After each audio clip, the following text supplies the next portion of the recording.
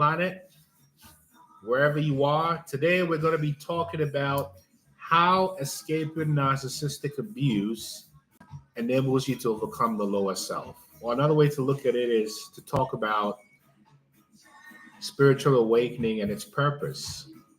What's the purpose of spiritual awakening at this time? Welcome in, welcome in, welcome in. Hope everyone is doing well today. And we're going to get into it very shortly as we gather here. The focus today is on how escaping your trauma or your abuse cycle awakens you to your higher self. Or another way to look at it is, why is spiritual awakening happening around the world and what's the utility of it? So welcome, welcome, welcome, and glad to be here with you. And this is what we're going to focus on today.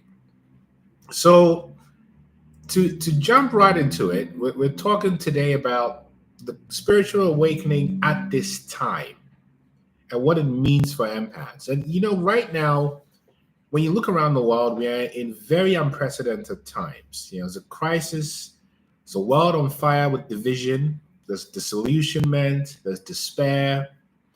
We also know that the economy is shifting from capitalism to techno-feudalism, right?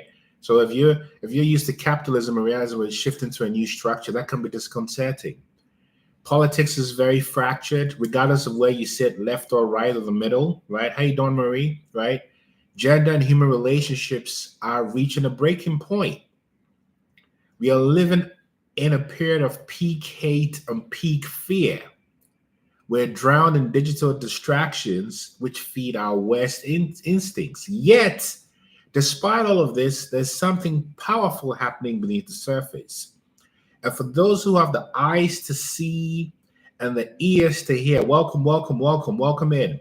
Something deeper is unfolding. And this is a real mass spiritual awakening. And for many of you, this awakening didn't come through gentle introspection. Hey, it came through suffering, deep suffering. It came through loss. It came through betrayal. It came through narcissistic abuse, whether in your family or your intimate relationships or in your workplace. So now we're going to understand exactly what is a spiritual awakening.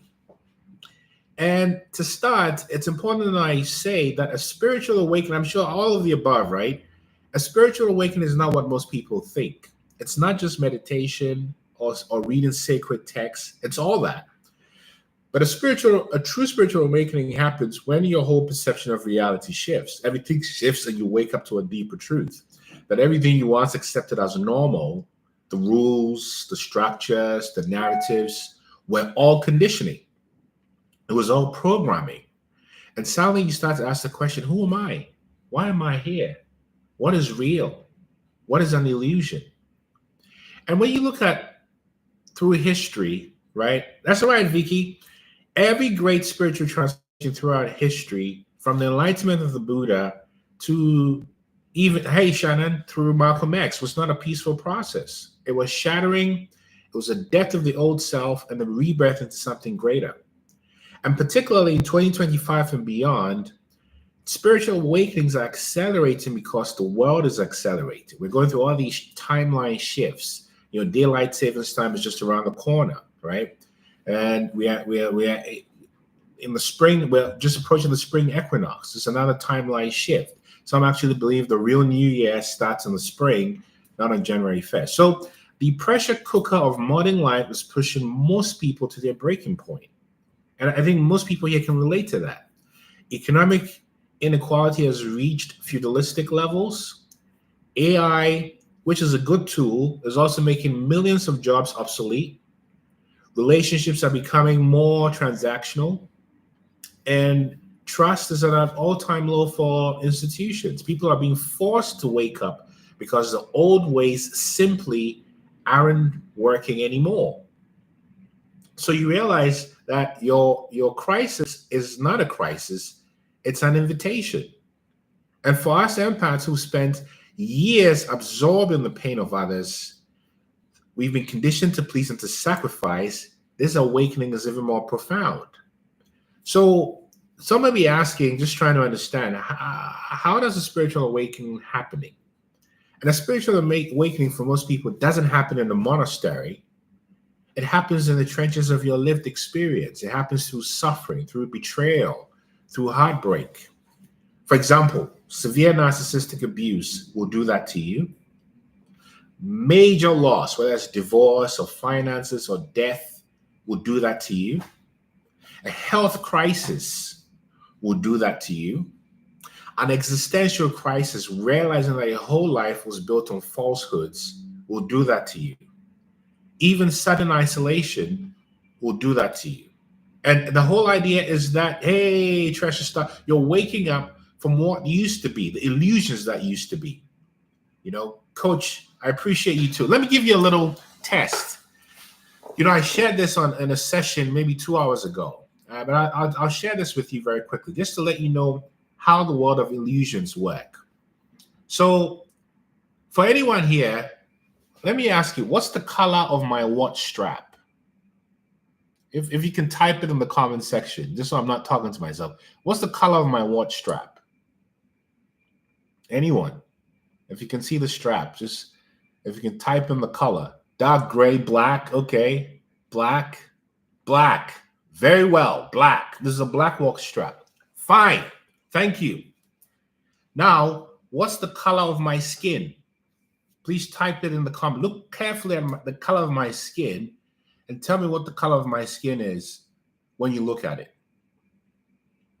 And if anyone is kind enough, please type in the comment section. Brown! So how am I identified in this society? If anyone can type it, just looking at me, chocolate brown, how am I identified in this society? What's my ethnicity based on the markers and the census data? What's my ethnicity? Black. What's the color of my watch strap?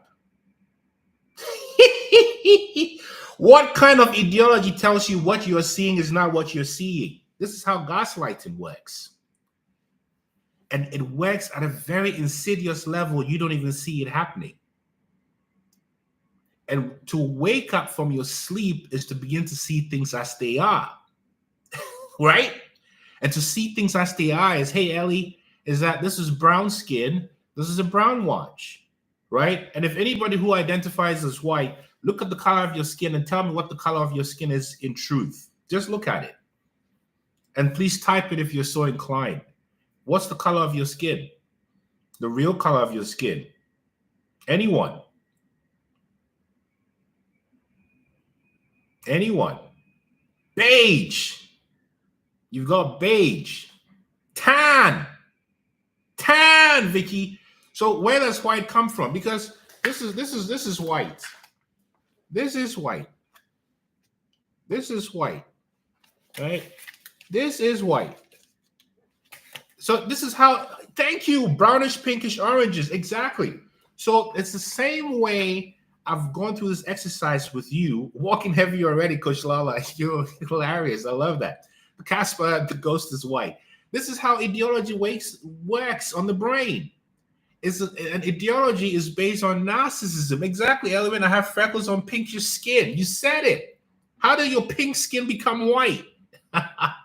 So I'm just showing you how ideology works. It's the same way narcissistic abuse works, that what you see is not what you see. Brainwashing, Melanie, what you see is not what you see. And at a fundamental philosophical level, this is how ideology works. This is what the French philosophers like Jean-Paul Sartre and others have studied. They've talked about ideology, that what you see is not what you see. And to wake up to spiritual awakening is to wake up to the truth of how life is. And to wake up to the truth of how life is different from how you think life is.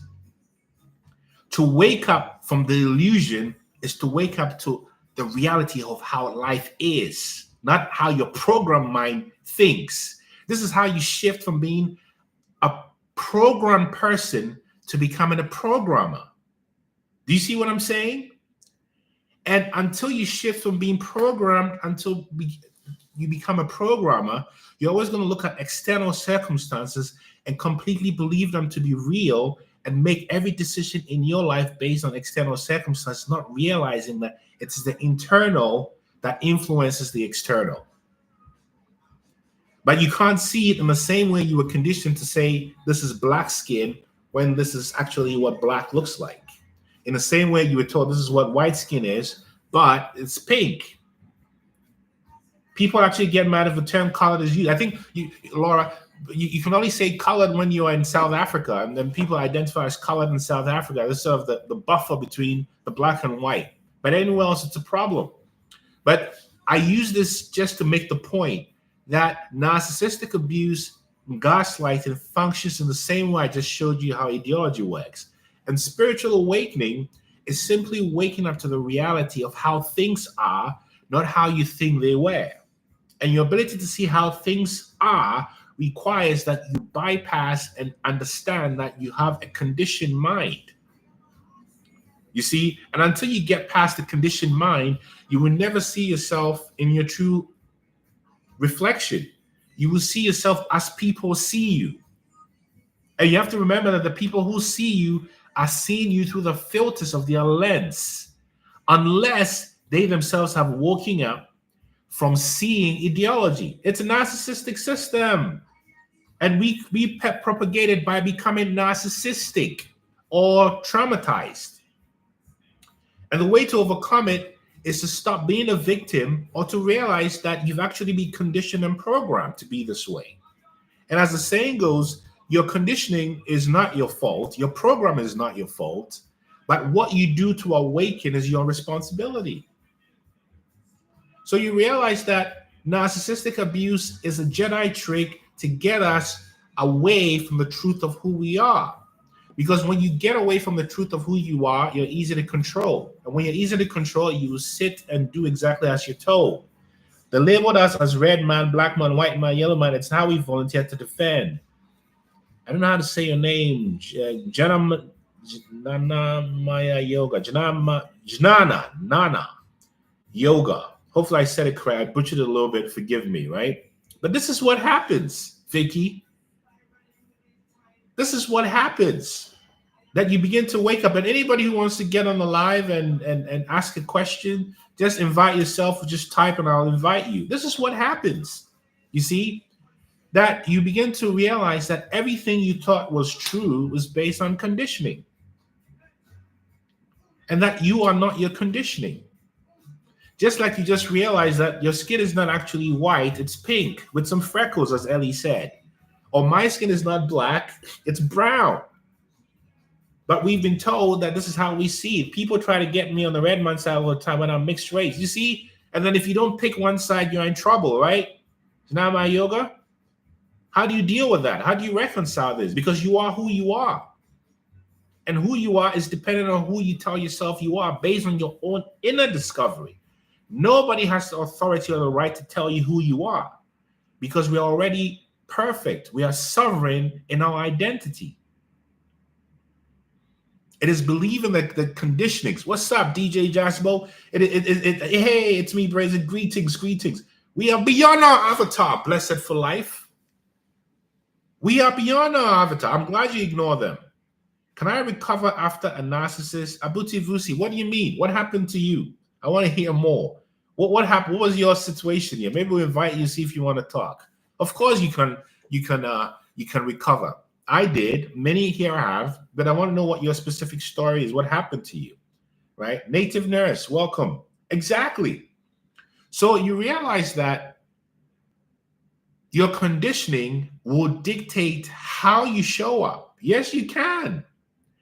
And it's the reason why your mind is the number one target by anyone who wants to uphold trauma and the spiritual spell or spiritual slavery in the hell realm that keeps you tied to narcissistic abuse and ensures that you don't resonate with your purpose because you are in survival mode and your fear center is heightened. You're in amygdala. You have no time for creative thinking to use your prefrontal cortex.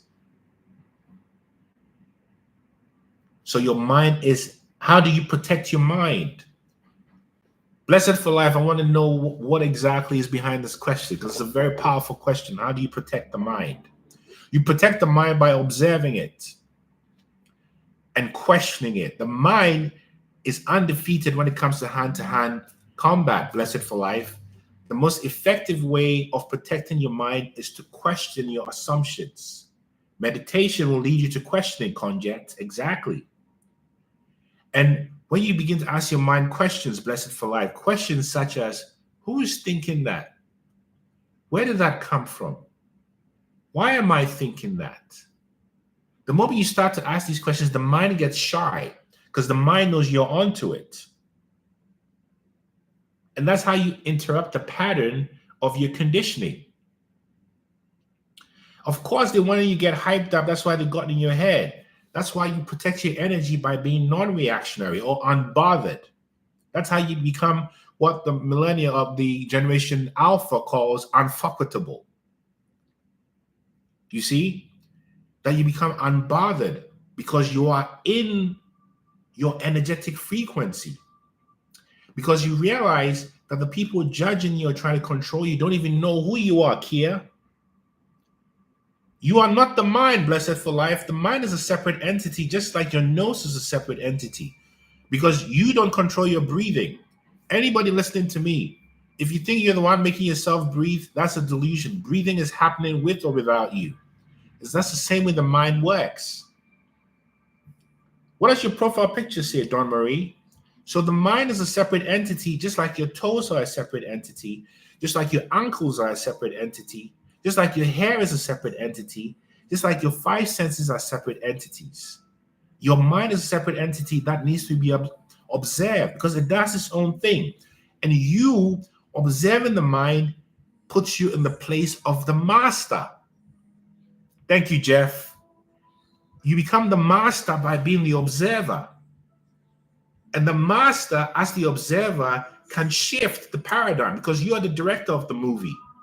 When you're programmed, you think you are your mind. When you become the programmer, you realize the mind is a tool for your benefit, just like you would use AI as a tool for your benefit. And hopefully everyone here is using AI to understand yourself even better, because AI replicates divine intelligence or the Akashic intelligence.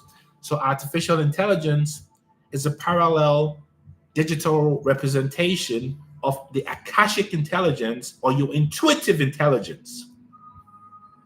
Do you see what I'm trying to tell you? This is the whole kit and caboodle.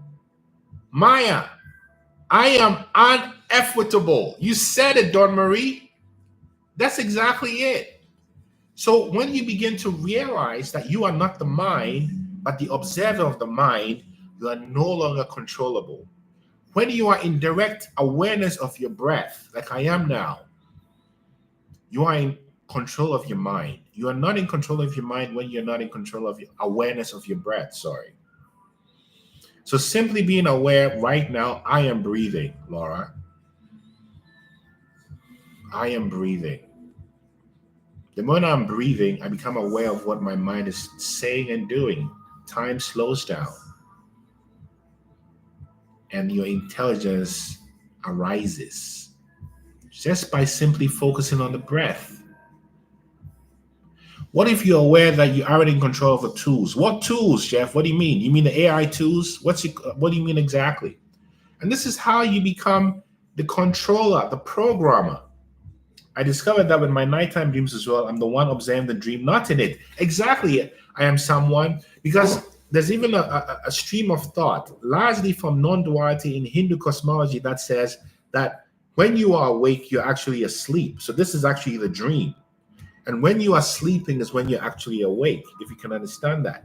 Another way to look at it is eyesight, insight. Eyesight, insight. Outside, inside. It's all the same. Asleep, awake. Awake, asleep. Do you see what I'm saying? Observe without absorbing. Exactly, honey buns. So to be conscious all the time, you got it, blessed for life. To be conscious all the time is to be awake.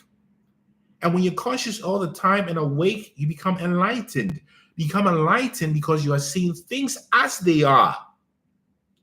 So you see the light, hence you're enlightened. But you cannot become enlightened if you're not awake. And being awake requires vigilance. Blessed for life, you are incredible. This is exactly it. Ellie, hi, Cassie.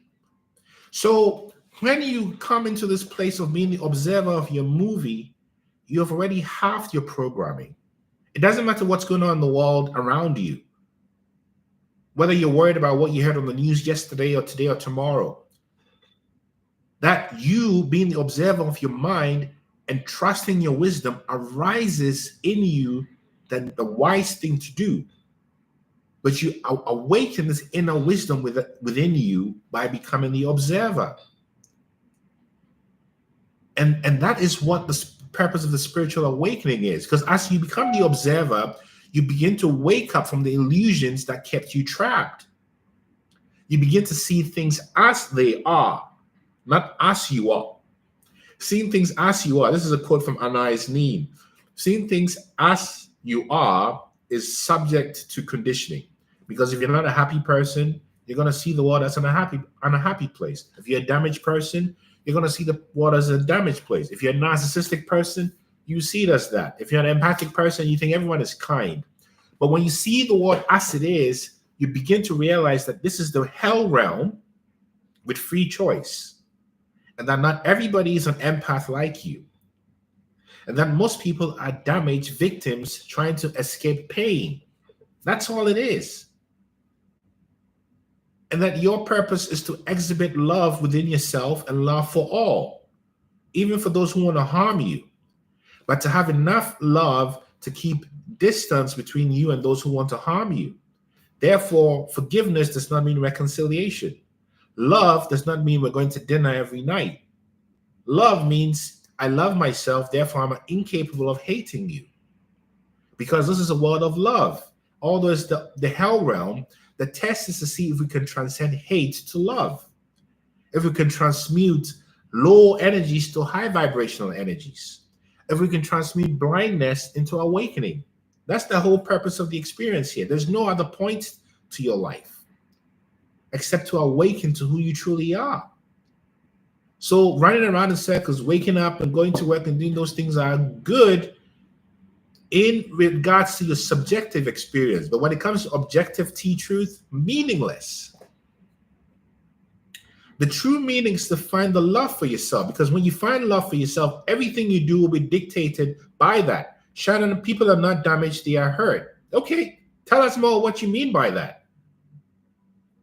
You see, it's been a rough week. I feel like there's a giant bat clapped on my shoulders. Why is that, Maya? Do you want to talk about it? Let's talk about it. Maybe we can figure it out together. What exactly happened to you? Let me invite you, see if you want to talk. You see, what's happened to you, Maya? Why is that?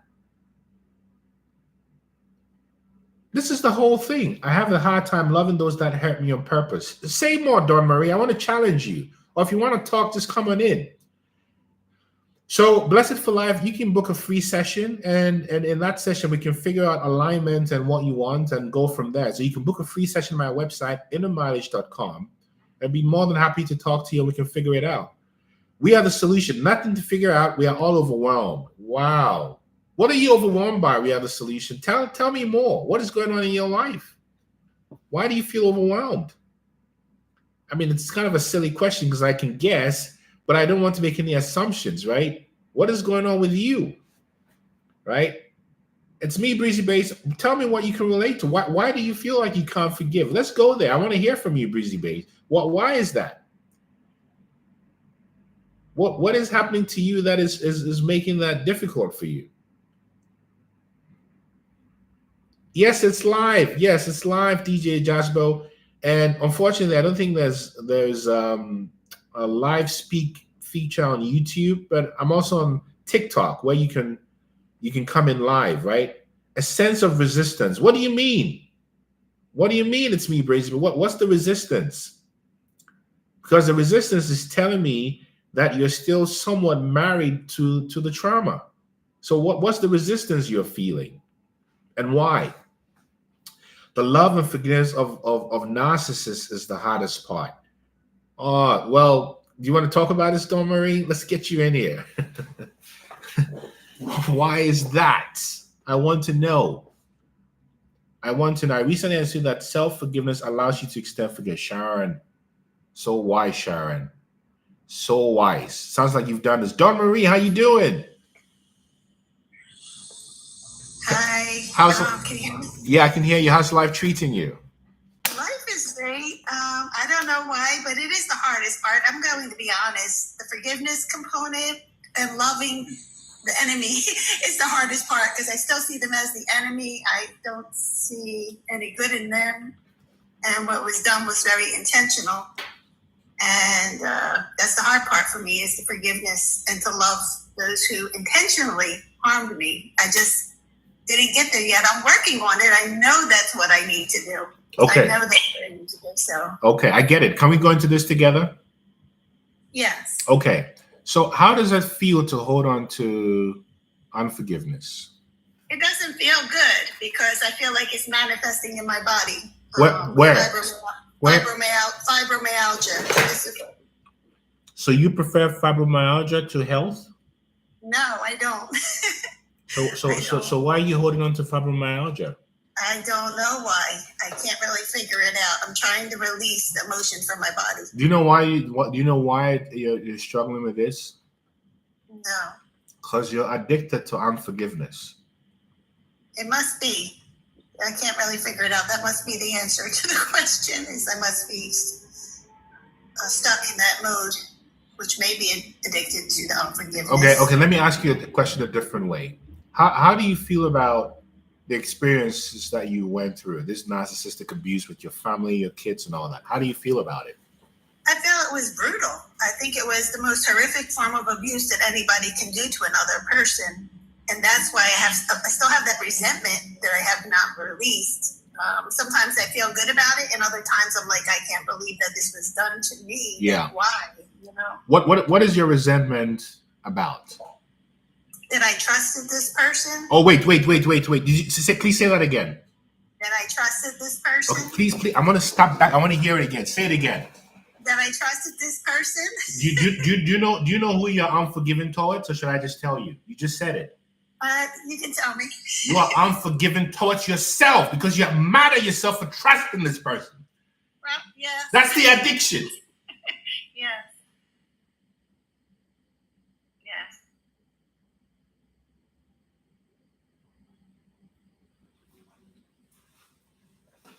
Let me tell you something, my dear sister Dawn Marie. We live in a world where we can only give what we have. Yes. So if I am angry at myself because I trusted this person and I feel like an idiot, what do I have to offer the world? Yeah, I'm still operating in hurt, I guess. I'm still hurt that my kids were affected by it, and that's the hardest part for me. Why do you feel responsible for it? Because I brought this monster into our lives. And what does that say about you? That I trusted a person that betrayed. So what do you think? What do you think about a person who trusts someone who would betray them so badly?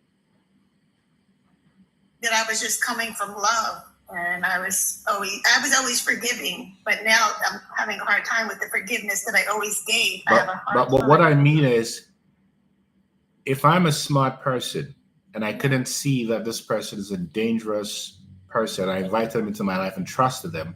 What does that say about me? It's not my fault. But in my judgment, in my anger, what am I saying about myself? In my anger? Yes. Why did I allow this to happen? What does it say about me?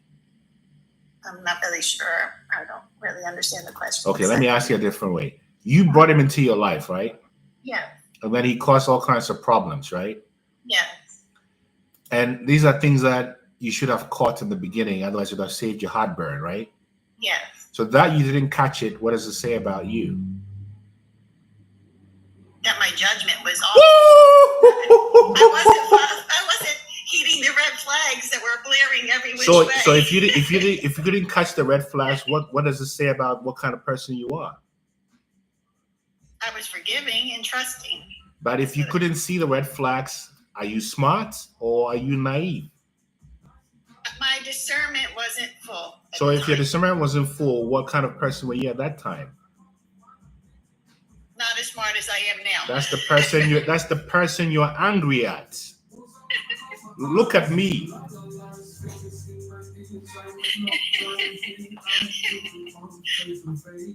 Yes. Freedom.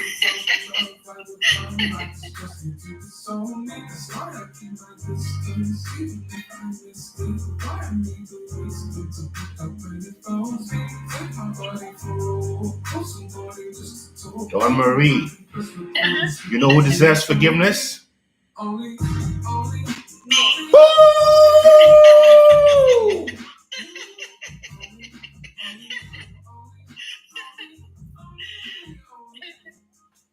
Am I being silly or am I talking to you? You're talking to me loud and clear because I thought I forgave myself, but maybe I didn't. You know how amazing you are to put yourself out there in public and actually allow this intervention to happen?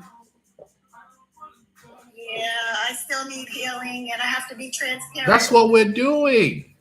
And everyone here is a witness to that. People are commenting about how they love your laugh.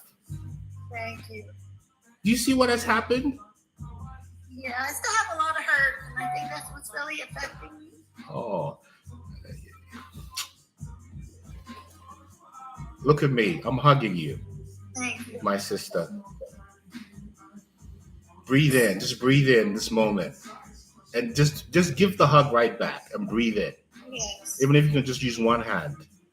Yes. Breathe in. I'm going to use two hands.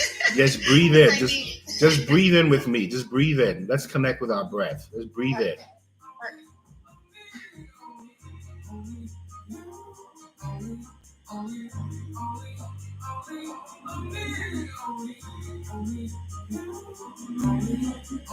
What are you noticing? A calm and a peace overcoming my whole body. Rastafari Selassie. This is how it begins. I needed that. I needed that hug. We're in this together. So you're not mad at Ike Turner. You're mad at Dawn Marie, thinking you're mad at Ike Turner. Sorry, Ike Turner. Yeah. Do you see what I'm saying? I know you're right. Yeah. You're not mad at Ike Turner. You're mad at yourself, Tina Turner, Yes. Dawn Marie. Yes. What's love got to do with What's it? love? Love's got everything to do with it. Self-love has got everything to do with it, Kia. Everything. And you're over here saying, I'm mad at him, when you're mad at you. Tony, Ja Rastafari. What are you talking about, Dawn Marie? Yeah. I know I yell sometimes, but it's from a place of joy. Yes, I love it. Thank you. This is how it begins. And we're in this together. I really appreciate you. We're in this together whenever you want to come back. But this is where it starts. Yeah. It starts. So can I do this with you before you go? Of course. I forgive myself. I forgive myself. I forgive myself. I forgive myself. I forgive myself. I forgive myself. I forgive me. I Forgive me. I forgive me. I love me. I'm saving myself for all the love that's within me. For all the love that is within me. I love me. I love me. I love me. I love me. I accept everything about my past. I accept everything about my past. I accept the good, the bad, and the ugly. I accept the good, the bad, and the ugly. Because we would not be here today at 9:34 a.m. Pacific time having this conversation if it wasn't for your past. Yes. How are you feeling, Dawn Marie? I feel great. I feel like I released what I needed to release today because it was weighing me down. Selassie. This is Samori I. The song is titled Crown. Crown, like my crown. You see this crown? Yes. That's for you. Samori I crown. One love, Don Marie. One love. Thank you so much. See you again, yes? Thank you. One love. Michael, I love my ugly. Scares them not like nothing else. Yes, said like a true demon slayer. Woo! Kia.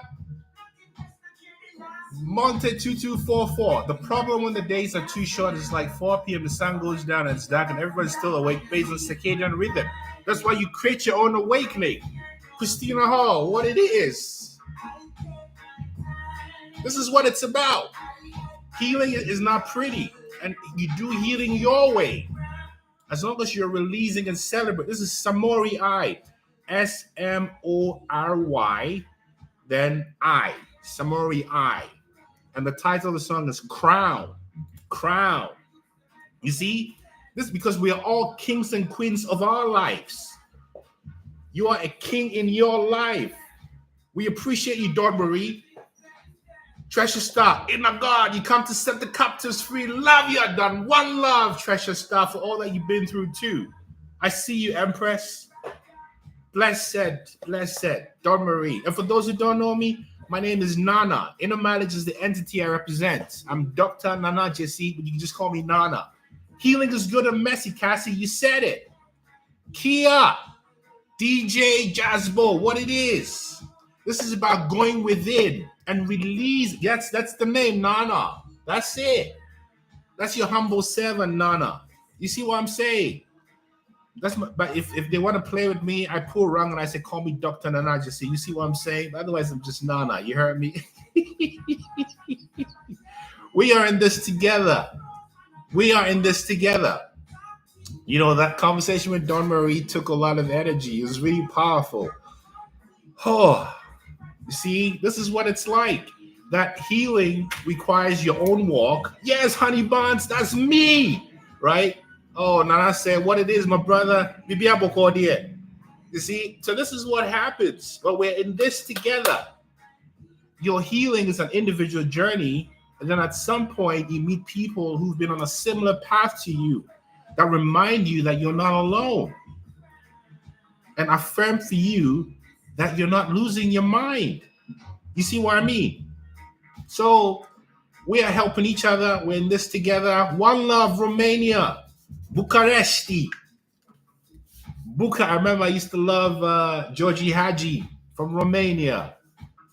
And then I remember Nicolae Ceausescu, maybe not a good name to mention, but Georgie Hagi, how about that? Wisdom from beyond. So this is what it is. We have a solution. I'm glad this resonated with you. We're all in this together. We're helping each other. Yes, because this journey can be very tiring. Of course, it's very tiring, blessed for life. It's not for the faint of heart. Bucharesti. You see, it's not for the faint of heart. I'm glad you got the answer, Dawn Marie. I'm so glad. I'm so glad. Vicky, you know how much I appreciate you. Kia, waiting on our connection. Looking forward to working together. So this is the story, you see. I don't know, maybe take one more call before we end it. Who wants to come on and let us know what's on your mind? If you want to come and just invite yourself, or I just pick people randomly. And what's going on with you? What are you struggling with this narcissistic abuse and your trauma and these curses? Because we're here to get rid of them curses. So you can see clear. And curses are just programs. We have a solution. Self-forgiveness is a lesson we have to learn over and over again. Yeah! You get me? That's what it's about. That's what it's about. And you don't realize that you actually can't forgive yourself, that you can turn the lens of forgiveness inside. What does it mean to be in spiritual recovery? What do you mean, Idrea? Do you want to talk about this? We can answer your question live. You see, this is what it's about. Sochi, Yusufa leaves. I'm just vibrating right now, right? Michael, I'm struggling with keeping myself from stomping these fools with exposure. What do you think we're doing here, Michael? This is all exposure. And exposure can be done in an empathic way. I know you're a demon slayer with your snipe, right? I know what you've been through, my brother Michael. But remember that our power comes from empathy. That even as snipers, we can snipe with empathy. You know what I mean? I thought I forgive myself, but I really didn't. You give yourself a rough time, Vicky. Vicky, you see what Dawn Marie's saying? Vicky, do you want to talk about forgiveness? Maybe I'll pull in Vicky. Let's see what Vicky's up for this today. Right? This is what happens, right? This is what happens. That we are in this together. And if you don't feel like it, no big deal, right? But I'm telling you, this is what happens. Vicky, how you doing? Hello, I am doing great. Oh, it's wonderful to hear your voice. What's the message you have for the people, Vicky? What's on your mind? Oh, just flow with the process because it's unfolding as we go. And every day is a new beginning to new awarenesses. So after our session yesterday, it was amazing. Wow. Amazing. Wow. Transformation. Wow. How did you do it? For someone who's struggling with figuring out how to forgive and move on, how have you done it? Without going into any details that you don't want to, but how have you done it? I think just information you see more, just like what you did this morning. You showed us all that simple example, and then you apply it to everything else in your life. Oh, and you start to uncover what we've been told, how we've been programmed, and just the truth is inside of you. And when you make contact with that, it starts to unfold little by little. When you make, can you say something about when you make contact? That's a very key point. That's the last question I ask you. What do you mean by when you make contact? Well, I think there's a part in us that is always telling us the truth, and we have to trust that. And when we begin to trust ourselves, then it's affirmed outside of us.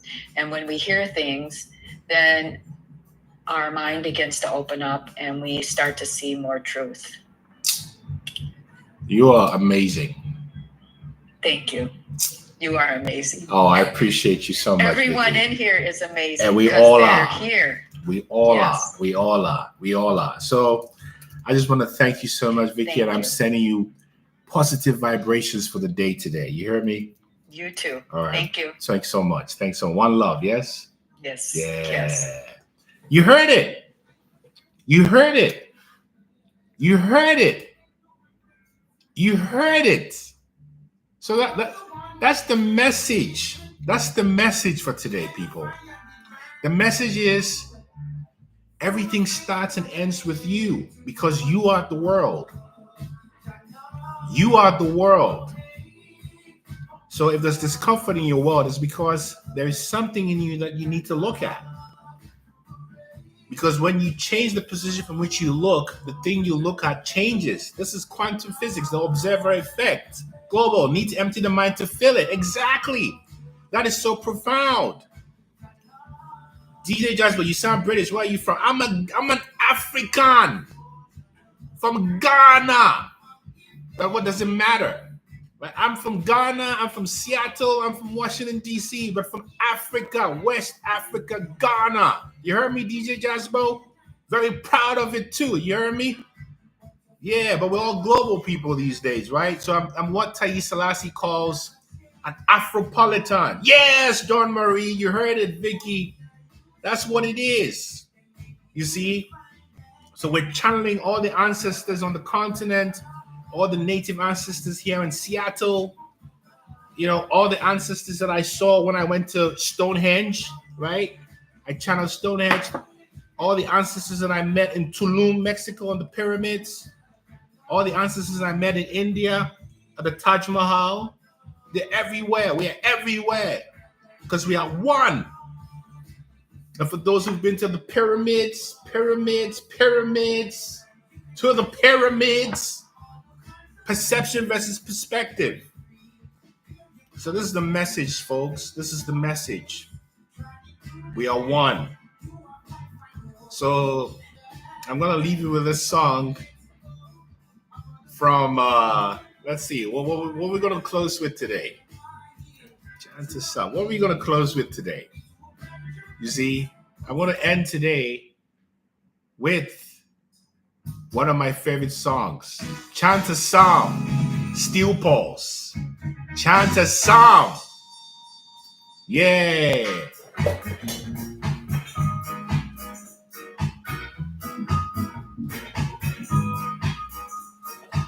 Chant a psalm. It means be happy.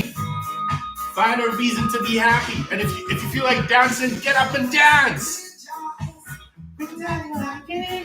This is chant a psalm. And when you dance, you cannot be sad when you dance. I love Chantra but she's amazing. A powerful channeler. I want to thank you all. And we'll continue this again on Friday. Yeah? Remember to celebrate, because anytime you celebrate and dance, you cannot be sad. That's connecting to your inner child. One love, people. One love. One love. One love.